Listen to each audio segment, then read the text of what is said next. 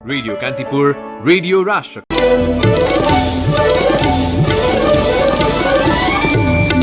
भौगोलिक रूपमा विकट मानिएका दुर्गम जिल्लामा खाद्यान्न ढुवानी न्यून, समयमै चामल नपाउँदा सर्वसाधारण भोकमरीको समस्यामा। अध्यक्ष ओलीसँग नझुक्ने अभिव्यक्ति र एमाले छोड्न नसक्ने मनस्थितिमा रहेका नेता नेपाल अलमलमा। सभापति देउवाको अलमलका कारण कंग्रेस अनिर्णयको बन्दी बनेको पौडेल पक्षको निष्कर्ष। कोरोना भाइरस संक्रमणको जोखिम कायमै रहेकाले जनस्वास्थ्य मापदण्ड अनिवार्य पालना गर्न सरकारको आग्रह। उच्च सतर्कता अपनाउँदै भारतबाट आउनेको परीक्षण गर्न साथै प्रदेशलाई निर्देशन। अमेरिकी रक्षा मन्त्री अफगानिस्तानको आकस्मिक भ्रमणमा। तालिबान र अफगान सरकार बीचको द्वन्द्व अन्त्यको पहल गर्ने। र रियल सोसिडाडलाई 6-1 को फराकिलो अन्तरले हराउँदै बार्सिलोना ला लिगा फुटबलको दोस्रो स्थानमा उक्लियो। अलावेस विरुद्ध एथलेटिको मड्रिडको संघर्षपूर्ण जित। नमस्कार, कान्तिपुर डायरीका साथमा साथी दिवा र म प्रतीक्षा। समाचार अब विस्तारमा। भौगोलिक रूपमा विकट मानिएका दुर्गम जिल्लामा खाद्यान्न ढुवानी न्यून देखिएको छ। सरकारले 23 जिल्लालाई दुर्गम घोषणा गरे पनि लक्ष्य अनुसार खाद्यान्न ढुवानी गरेको छैन। सरकारले यी जिल्लामा चालू आर्थिक वर्षभित्र 1,64,900 क्विन्टल खाद्यान्न ढुवानी लक्ष्य राखेको थियो, तर 8 महिना बित्दा ढुवानी 48% मात्रै भएको छ। दुर्गम जिल्लामा खाद्यान्न ढुवानी तथा व्यापार कम्पनी लिमिटेडले खाद्यान्न ढुवानी गरिरहेको छ। खाद्यको डिपो पर्याप्त खाद्यान्न मौजात भए पनि फागुनसम्म 78,963 क्विन्टल मात्रै खाद्यान्न ढुवानी भएको हो। रोल्पामा त ढुवानी नै हुन नसकेको कम्पनीको विवरण छ। बैतडीमा 4,000 क्विन्टल चामल ढुवानी गर्नुपर्नेमा 55 क्विन्टल मात्रै भएको छ। यी दुई जिल्ला जस्तै अन्य क्षेत्रको ढुवानी अवस्था पनि दयनीय छ। खाद्य कम्पनीकी प्रवक्ता शर्मिला न्यौपानेले भने तेस्रो चौमासिकमा खाद्यान्न ढुवानीको प्रगति बढ्ने दावी गर्नुभयो। यही अवधिमा माग अनुसार थप कोठा पनि पठाइने उहाँले बताउनु भएको छ। हाल खाद्यसँग जिल्लाभर स्वीकृत डिपो 59 वटा छन्। कर्मचारी अभावकै कारण 20 वटा मात्रै सञ्चालनमा रहेको छ। सो क्षेत्रमा ठेकेदार मार्फत चामल बिक्री भइरहेको छ, तर केही क्षेत्रमा ढुवानी का लागि ठेकेदारले बदमाशी गरिरहेका छन्। कम्पनीकै अनुसार 23 वटा दुर्गम जिल्लामा करिब 34,92,291 जनसंख्या र 6,70,000 घरधुरी छन्, तर वार्षिक कोटा 1,64,900 क्विन्टल चामल मात्रै छ। त्यस हिसाबले प्रत्येक घरधुरीमा वार्षिक 47 किलो खाद्यान्न पर्छ। प्रति व्यक्ति 4 किलो हुँदा 12 महिना खाद्यान्न अभाव हुने देखिन्छ। कोटा अनुसारकै चामल पनि समयमै उपलब्ध नहुँदा सर्वसाधारणले थप समस्या बेहोर्नु परेको हो। सुदूरपश्चिमका दुर्गम पहाडी जिल्लाका केही बस्तीमा खाद्यान्न अभावले भोकमरी भइरहेका बेला खाद्य व्यवस्था तथा व्यापार कम्पनीको धनगढी स्थित प्रादेशिक कार्यालयले सहज आपूर्ति गर्न सकेको छैन। सरकारले ढुवानीमा अनुदान दिएको कोटाको चामल पनि कम्पनीको सुदूरपश्चिम प्रादेशिक कार्यालय धनगढीले सहज आपूर्ति गर्न नसकेको हो। प्रादेशिक कार्यालयको गोदाममा अहिले 15,000 क्विन्टल भन्दा बढी चामल मौजात छ। ढुवानी ठेकेदारले न्यून भाडामा ठेक्का सम्झौता गरेकाले अहिले ढुवानी गर्न आनाकानी गरिरहेको कम्पनीका प्रादेशिक कार्यालय प्रमुख इन्जेला बस्नेतले बताउनुभयो। चामल ढुवानी गर्न भने शुरू गरिसकेको उहाँले जानकारी दिनुभयो। ठेकेदारले ढुवानीमा घाटा भइरहेको र अनुदानको चामल बिक्री समेत नभएको बताउने गरेको उहाँको भनाइ छ। यसैबीच खाद्य व्यवस्था तथा व्यापार कम्पनी लिमिटेडले साइपाल गाउँपालिकामा थप 1,500 क्विन्टल चामल पठाउने निर्णय गरेको छ। खडेरीकै कारण बझाङको गाउँपालिकामा रहेका 5वटा वडामा खाद्यान्नको समस्या भएपछि कम्पनीले थप 1,500 क्विन्टल खाद्यान्न पठाउने निर्णय गरेको हो। खाद्यान्न अभाव भएको जनाउँदै गाउँपालिकाका उपाध्यक्ष सहित 4 वडाध्यक्षले काठमाडौँमा उद्योग वाणिज्य तथा आपूर्ति राज्य मन्त्री र कम्पनीका प्रमुखलाई भेटेपछि थप कोटा पठाउने निर्णय भएको हो।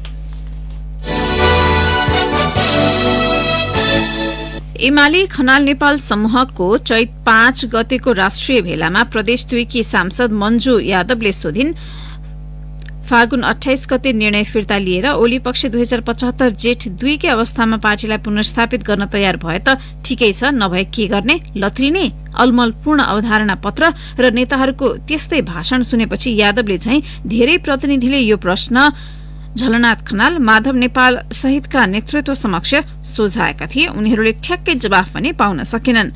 उपमहासचिव घनश्याम भूषालले अन्तिमतिर ओली प्रवृत्ति विरुद्ध एमाले भित्रै संघर्ष गर्ने र तल्लो तहसम्म पार्टी कमिटी पुनर्गठन गर्दै जाने नै अबको कार्यक्रम हो भनेपछि भेलामा सहभागीले ताली बजाएर अनुमोदन गरेका थिए। तर बालुवाटारमा शनिबार बसेको केन्द्रीय कमिटी बैठकले नेपाल पक्षको अपेक्षा विपरीत पार्टीको महत्वपूर्ण अधिकार अध्यक्ष केपी शर्मा ओलीलाई सुम्पिँदै नेपाल र भुषाल सहितका 4 नेतालाई स्पष्टीकरण सोध्ने निर्णय गर्यो।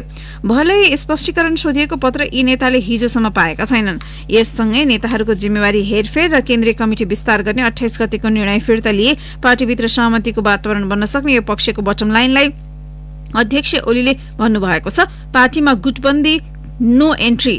ओलीको यो अभिव्यक्ति आफ्ना पक्षका नेताहरू मात्रै सम्मिलित गुटकै बैठकमा आएको हो, तर शनिबारको बैठकले गरेका निर्णयले नेपाल समूह र त्यसको नेतृत्वकर्ता नेपाललाई पार्टी जीवनकै अप्ठ्यारो परिस्थितिमा पुर्याइदिएको छ।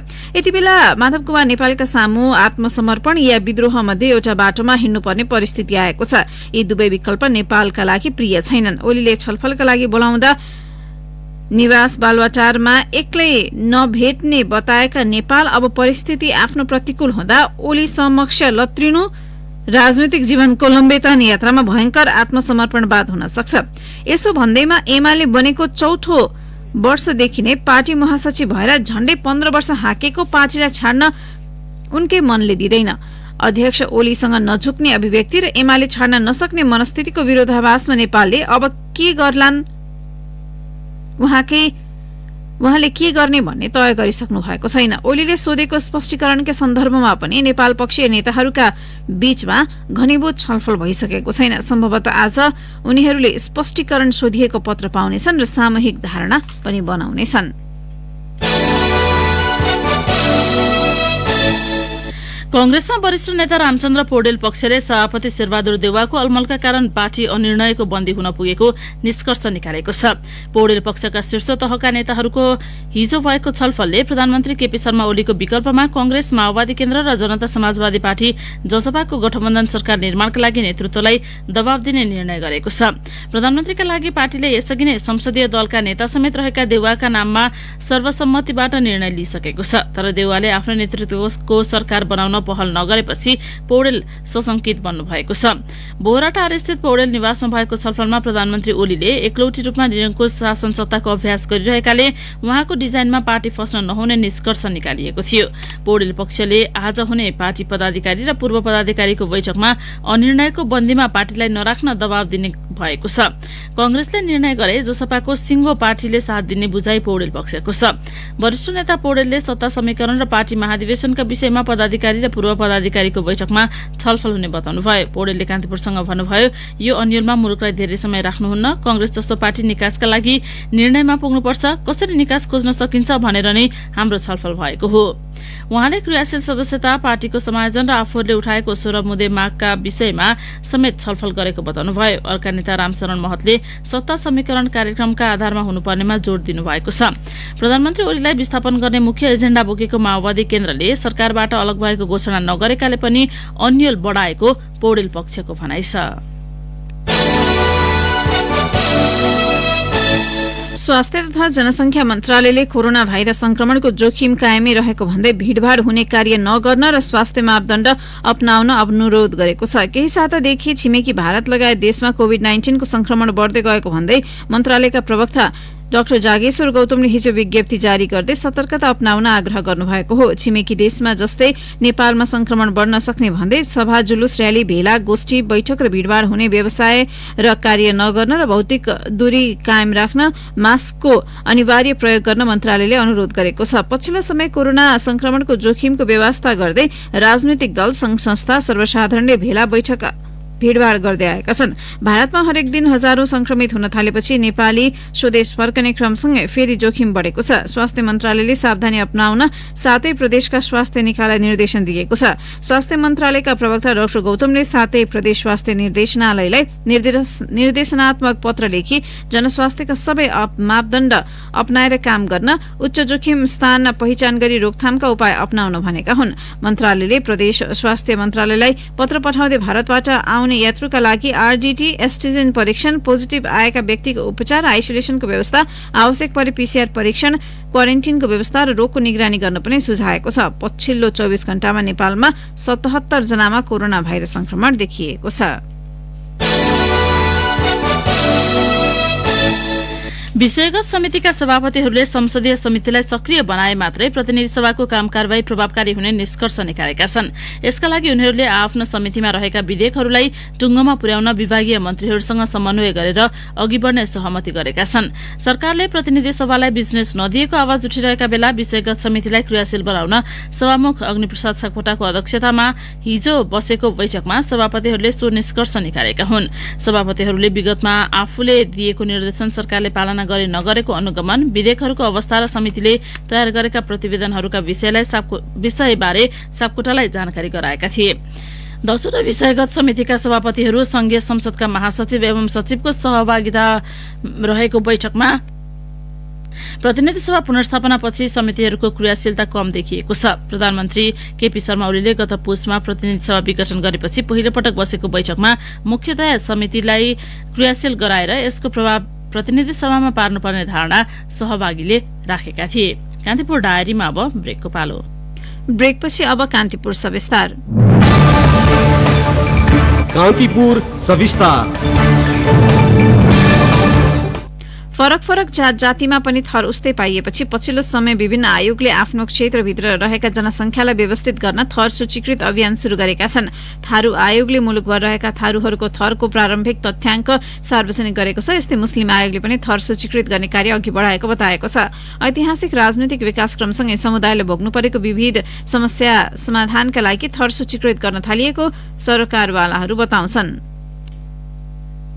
पछिल्लो समय पहिचानको सवाल महत्वपूर्ण र बहुचर्चित मात्रै बनेन, विवादित पनि बन्यो। यस्तै मुद्दालाई समाधान गर्न विभिन्न जातीय आयोगले आफ्नो जातिको थर सूचीकृत कार्य अघि बढाएका छन्। केही दिन अघि मात्रै थारू आयोगले नेपालमा धरतीपुत्रको उपनाम पाएका आदिवासी थारूको थरको प्रारम्भिक तथ्याङ्क सार्वजनिक गर्यो। थारू आयोगका अध्यक्ष विष्णुप्रसाद चौधरी समावेशितालाई व्यवस्थित गर्न पनि थर सूचीकृतको अभियान शुरू गरेको बताउँछन्। जनगणना हुँदैछ, त्यसलाई चाहिँ एउटा व्यवस्थित गर्नको लागि आधार हुन्छ। प्रशासनिक कामलाई अलिक सहज तुल्याउनको लागि मुख्यतः अब समानुपातिक समावेशिताका कुराहरू, यी विषयहरूलाई व्यवस्थित गर्नको लागि पनि अब यो आवश्यक देखियो। त्रिभुवन विश्वविद्यालय अन्तर्गतको मानवशास्त्र विभागको समन्वयमा थारू समुदायको बाहुल्य रहेको जिल्लाबाट थरको तथ्याङ्क लिएको हो। कतिपय जिल्लामा नयाँ थर पनि पाइए, एउटै थर धेरै जिल्लामा पनि पाइए। तथ्याङ्क संकलनको मुख्य जिम्मा पाएका कृष्णराज सरबहारी क्षेत्रगत रूपमा थरमा भिन्नता पाइएको बताउँछन्। तपाईँको दाङ देउखुरी बाँके बोर्दे कैलाली कञ्चनपुर सुर्खेतमा एक किसिमको थर देखियो भने यता कपिलवस्तु रूपन्देही अनि पश्चिम नवलपरासीसम्म एक किसिमको थरको एकरूपता देखिन्छ। अनि पूर्व नवलपुर र चितवनमा एक किसिमको एकरूपता देखिन्छ भने बाँकी 12 वर्षदेखि झापासम्म एक किसिमको लेखाइको चाहिँ एकरूपता देखिन्छ।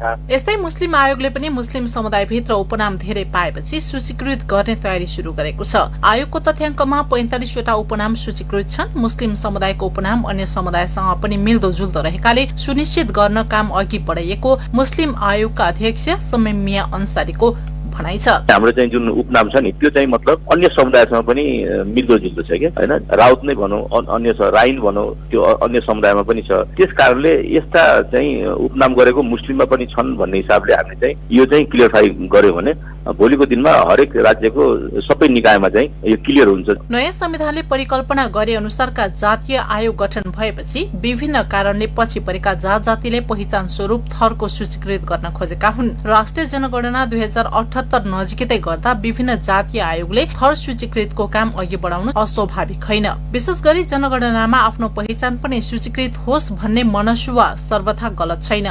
राष्ट्रिय तथ्याङ्क विभागका जनगणना निर्देशक ढुण्डीराज लामिछाने विभिन्न जातीय आयोगले गरेका ती कार्यले जनगणना यकिन गर्न थप सहयोग पुग्ने बताउँछन्। अब उहाँले सूचीकृत गरेर मोटामोटी यो जातमा यो थर हुन्छ भनेर हामीलाई दिनुभयो भने हामीले त्यही अनुसारले जिल्ला जनगणना कार्यालयहरूमा जिल्लाहरूमा हामी पठाउँछौँ। हाम्रा गणकहरूलाई सुरक्षकलाई पनि अलि तिमीले जात जाति थरको आधारमा मात्रै नहेर है सोध्नुपर्छ भन्ने हिसाबले हामी चाहिँ ट्रेन गर्छौँ। 2068 सालको जनगणना अनुसार क्षेत्री बाहुन समावेश रहेको पहाडी जातिको तथ्याङ्क कुल जनसङ्ख्याको 31% छ। तराईमा बसोबास गर्ने जातिहरूको संख्या कुल जनसङ्ख्याको 15% देखिन्छ। दलितहरूको समग्र जनसङ्ख्या प्रतिशत 13 छ, जसमा 4% तराईका छन्। आदिवासी जनजातिहरू करिब 36% छन्, जसमध्ये करिब 9% तराईमा बसोबास गर्छन्। मुसलमान लगायतका धार्मिक तथा भाषिक समुदायको हिस्सा करिब 5% छ।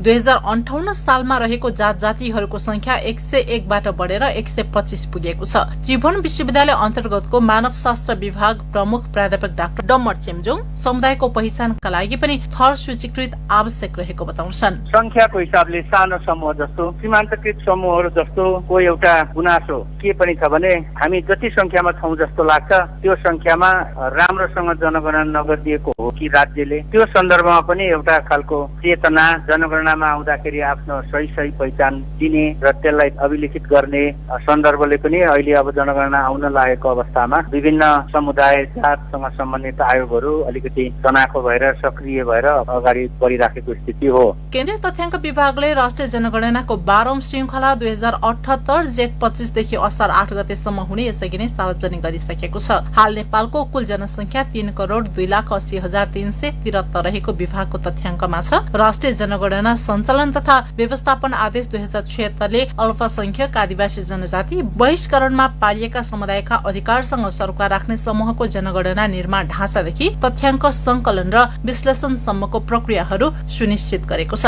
राज्यले सबै जात जातिलाई समावेशिताको सिद्धान्त अनुसार अझै समेट्न नसकेकाले पनि समुदाय आफैले पहिचान खोज्ने बेला भइसकेको छ। भन्नलाई नेपाल 4 जात 36 वर्णको फूलबारी भन्ने, तर फुलेका फूलको अस्तित्व रक्षाका लागि केही नगर्ने परिपाटीको अन्त्य जरुरी छ। कारण जातीय, धार्मिक, लैंगिक, भौगोलिक लगायतका विविधता नै राष्ट्रको अमूल्य निधि हो। रेडियो कान्तिपुरका लागि पार्वता चौधरी। कान्तिपुर सविस्तार।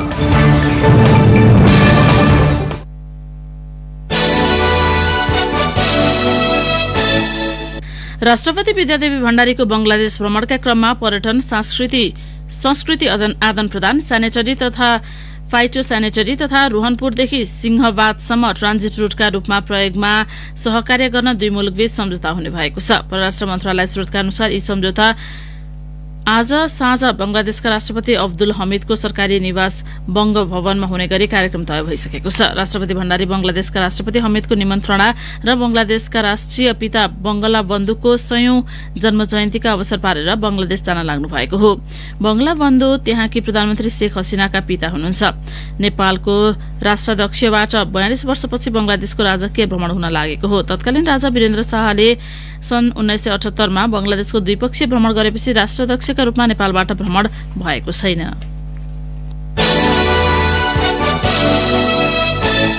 गलत क्रियाकलापमाथि जंगी अड्डा कड़ा रूपमा प्रस्तुत हुँदा उच्च सैनिक अधिकारी धमाधम कार्यवाहीको भागीदार बनिरहेका छन्। गत वैशाख यता मात्रै विभिन्न अभियोगमा अवकाश प्राप्त गरेर 47 जना उच्च सैनिक अधिकृतमाथि कार्यवाही गरिएको छ। यति धेरै संख्यामा उच्च सैनिक अधिकृत कार्यवाहीमा परेको यो पहिलो पटक हो। यही अवधिमा अवकाश प्राप्त उपरथी सुधीर श्रेष्ठले अनियमितता गरे बापत बिगो भर्नु परेको छ भने सहायक रथी Surendra Singh Rawal chain of command नमान्दा प्रयोग जंग राणा सम्पत्ति र अनुशासन तथा आचरण सम्बन्धी कसुर र पंकज कार्की यौन दुर्व्यवहार अभियोगमा बर्खास्त भए। नेपाली सेनाका अनुसार 2077 वैशाखपछि फागुन अन्त्यसम्ममा रथी वृन्द तथा अधिकृत गरेर 47 र पदिक तथा अन्य दर्जाका 937 जनाले दण्ड सजाय पाएका छन्। रथी वृन्द तथा अधिकृत तर्फ 13 जना बर्खास्तमा परेका छन्। 16 जनालाई सचेत पत्र थमाइएको छ। 8 जनाको बढुवा रोक्का र 2 जनाको दर्जा घटुवा गरिएको छ भने 2 जनालाई राजस्वमा दाखिला गराउन लगाइएको छ। 5 जनालाई नसिए दिएको र 1 जनालाई कैदमा पठाइएको छ। पदिक तथा अन्य दर्जामा 129 जना बर्खास्तमा परेका छन्। 59 जनालाई कैद, 176 जनालाई सचेत पत्र, 51 जनालाई नसिहत, 118 जनालाई राजस्व दाखिला, 121 जनालाई तलब वृद्धि रोक्का, 85 जनाको घटुवा, 198 जनाको बढुवा रोक्का गरिएको छ। सैनिक प्रवक्ता सन्तोष बल्लभ पौडेलले सेनामा पद्धति प्रणालीलाई स्थापित गर्ने प्रक्रियामा दण्ड र पुरस्कार उपकरण रहेको बताउनुभयो। दुर्लभ वन्यजन्तु एक सिंगे गैंडाको गणना आज शुरू हुँदैछ। चितवन राष्ट्रिय निकुञ्ज सहित गैंडा पाइने देशका विभिन्न निकुञ्जमा 6 वर्षपछि गणना हुन लागेको हो। सन् 2015 को गणनामा नेपालमा 645 वटा गैंडा थिए।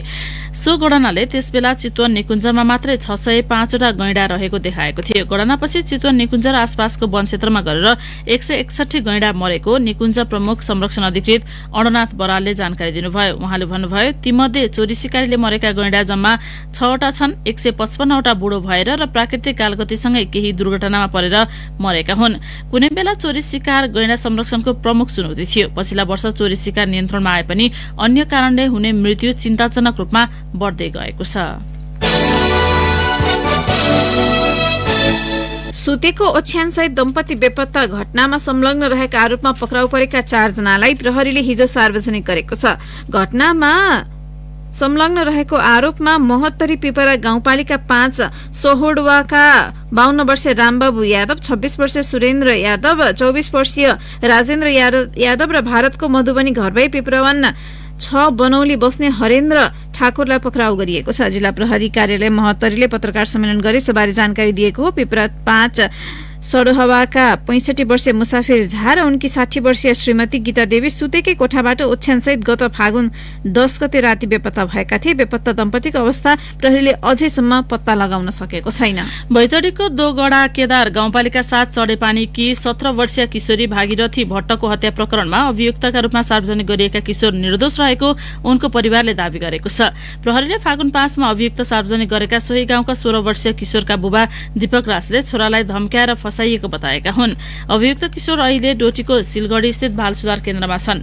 बुवा र भाइलाई मार्ने धम्की आएपछि प्रहरी समक्ष अपराध स्वीकारेको बताएको दीपक राजले बताए। छोराको भनाइ उद्धृत गर्दै हिजो महेन्द्रनगरमा आयोजित पत्रकार सम्मेलनमा उनले भने, मैले मारेको हुँ नभने तेरो बुवा र भाइलाई मारिदिन्छौ भन्ने धम्की आएको थियो। भागीरथीको हत्या हुँदा मैले देखेको हुँ। एउटाले मास्क लगाएको थियो, चिन्न सकिन। अर्कोलाई राम्ररी चिन्छु। ती दोगडा केदार गाउँपालिकाकै प्राविधिक कर्मचारी हुन्।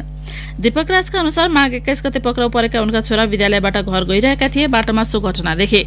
घटनामा संलग्न 2 मध्ये एकले घाँटीमा चक्कु राखेर सो कुरा कतै नखोल्न धम्क्याएका थिए। छोरालाई भेटेर फर्किएका उनले भने, तेरो बुवा र भाइ अस्पताल गएका छन्, कतै भनिस् भने दुवैलाई मारिदिन्छौ भनेर धम्क्याएका रहेछन्। त्यही भएर अपराध स्वीकार गरेको हुँ भन्छ। उनका कान्छा छोरा विनोद सुस्त मनस्थितिका छन्। घटना हुनुभन्दा केही दिन अघि उनको दायाँ हात पनि भाँचिएको थियो। त्यसकै उपचारका लागि दीपक राज नियमित रूपमा डडेलधुरा आउजाउ गरिरहन्थे। कान्तिपुर डायरीमा पुनः ब्रेकको पालो। ब्रेकपछि कान्तिपुर डायरीमा अब आर्थिक प्रसंग। नेपालमै बसेर आफूलाई मन परेका सामान विदेशबाट किन्ने सोचमा हुनुहुन्छ, त्यसो हो भने अब सजिलो भएको छ। यो प्रक्रियालाई सहज बनाउन राष्ट्र बैंकले सर्वसाधारणले पनि नेपालबाटै विदेशी मुद्रामा भुक्तानी गर्न पाउने नीतिगत व्यवस्था गरिदिएको छ। यसैले सर्वसाधारणका लागि यस्तो सुविधा थिएन। नयाँ व्यवस्था अनुसार अब विदेशी मुद्रामा बैंक खाता नभएका वा विदेशी मुद्रा आर्जनको स्रोत नभएका सर्वसाधारणले पनि वार्षिक $500 बराबरको भुक्तानी विदेशी मुद्रामा गर्न पाउने भएका छन्। यस्तो सुविधा अनलाइन कारोबारका लागि मात्र हो। राष्ट्र बैंकले धेरै पहिलेदेखि गृह कार्य गरेको सो व्यवस्था आइतबारदेखि कार्यान्वयनमा आएको हो। यसरी नेपालमै बसेर अनलाइन मार्फत विदेशबाट सामान खरिद गर्न चाहने सर्वसाधारणले आफ्नो खाता रहेको वाणिज्य बैंक वा विकास बैंकमा गएर प्रिपेड कार्ड बनाउनु पर्छ। सोही कार्ड मार्फत उनीहरूले विदेशबाट खरिद गरेको सामानको भुक्तानी विदेशी मुद्रामा गर्न सक्नेछन्। यसो कारोबारका लागि वार्षिक अधिकतम $500 को सीमा तय गरिएको छ। सर्वसाधारणले एकै पटक वा पटक पटक गरी 1 वर्षमा अधिकतम $500 सम्मको भुक्तानी मात्र विदेशी मुद्रामा गर्न पाउँछन्। यस्तो कारोबारमा तोकिएको सीमा भित्र रहेर नेपालको कानूनले वञ्चित नगरेका सबै प्रकारका वस्तु खरिद र सेवा खरिद गर्न सकिने राष्ट्र बैंकले जनाएको छ। मोरिसस स्थित M&M रेमिट कम्पनीसँग कारोबार नगर्न राष्ट्र बैंकले बैंक तथा वित्तीय संस्था र रेमिटेन्स कम्पनीहरूलाई निर्देशन दिएको छ। M&M का गतिविधि अनैतिक तथा कानून विपरीत पाइएपछि राष्ट्र बैंकले यस्तो निर्देशन दिएको हो। राष्ट्र बैंकले भनेको छ, राष्ट्र बैंकबाट अनुमति प्राप्त बैंक तथा वित्तीय संस्था एवं रेमिटेन्स कम्पनीहरूले मोरिसस स्थित M&M रेमिटसँगको सहकार्यमा रेमिटेन्स कारोबार गरिरहेको भए सो कम्पनीसँग कुनै पनि कारोबार नगराउन यो सूचना प्रकाशन गरिएको छ। तर यो व्यवस्थाले सो रेमिटसँग कुनै लिनुपर्ने रकम भए त्यस्तो रकम असुल गर्न भने राष्ट्र बैंकले छुट दिएको छ। अब अन्तर्राष्ट्रिय प्रसंग अमेरिकी रक्षा मन्त्री अस्टिन लोयडले अफगानिस्तानको पूर्व योजना बिना भ्रमण गर्नुभएको छ। अमेरिकी सेना फिर्ता गर्ने कार्यक्रमको केही साथ अगाडि रक्षा मन्त्रीको काबुल भ्रमणलाई चासोका साथ हेरिएको छ। अफगानी राष्ट्रपति अशरफ गानीसँगको भेटपछि रक्षा मन्त्री अस्टिनले जिम्मेवारी हुँदा युद्ध अन्त्यतर्फ जानुपर्ने बताउनुभयो।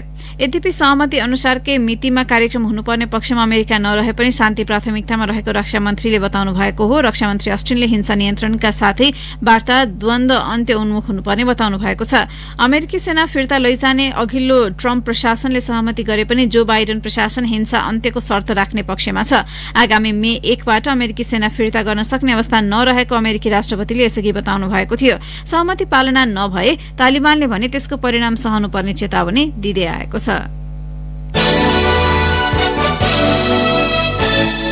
अब एउटा खेल प्रसंग बार्सिलोना स्पेनिस ला लिगा फुटबलको दोस्रो स्थानमा उक्लिएको छ। 28औं चरणको खेलमा गैराती रियल सोसिडाडलाई 6-1 गोल अन्तरले हराउँदै बार्साले रियल मड्रिडलाई 2 अङ्कले पछि पारेको हो। सोसिडाडको मैदानमा बार्सालाई फराकिलो जित दिलाउन लियोनेल मेसी र सर्जिनो डेस्टले समान 2 तथा एन्टोनियो ग्रिजम्यान र ओस्माने डेम्बेलेले समान 1 गोल गरे। पहिलो हाफमा 2-0 को अग्रता बनाएको बार्साले दोस्रो हाफमा 4 गोल थप्दै 1 गोल खाएको थियो। यो जितसँगै 28 खेलबाट 62 अङ्क जोडेको बार्साले समान खेल खेलेको रियल मड्रिडलाई 2 अङ्कले पछि पारेको छ। शीर्ष टोली एथलेटिको मड्रिडको 66 अङ्क भएको छ। एथलेटिकोले गैराती डिपोर्टिभो अलावेस विरुद्ध 1-0 को संघर्षपूर्ण जित निकाल्यो। पहिलो हाफ गोल रहित बराबरीमा सकिएको खेलमा लुइस सुआरेजले 54औं मिनेटमा गरेको एकमात्र गोल उसको जितमा निर्णायक बनेको थियो। यो जितले उसको उपाधि यात्रा बलियो बन्दै गएको छ। अब मौसम सम्बन्धी जानकारी। काठमाडौँ उपत्यका सहित मुलुकका पहाड़ी भूभागहरूमा आंशिकदेखि सामान्य बदली हुने जल तथा मौसम पूर्वानुमान महाशाखाले जनाएको छ। बाँकी स्थानको मौसम भने सफा रहनेछ। गण्डकी प्रदेश, कर्णाली र सुदूरपश्चिम प्रदेशका केही स्थानमा वर्षाको पनि सम्भावना छ। केही बेर अघि 12 डिग्री सेल्सियस मापन गरिएको काठमाडौँ उपत्यकाको अधिकतम तापक्रम आज 28 डिग्री सेल्सियससम्म पुग्नेछ। सूर्योदय बिहान 6:04 भयो भने सूर्यास्त भरे साँझ 6:16 हुनेछ। हवस् त कान्तिपुर डायरीको यो बुलेटिन अहिलेलाई यही सकिन्छ। दिवा र प्रतीक्षा बिदा हुन्छौं। नमस्कार।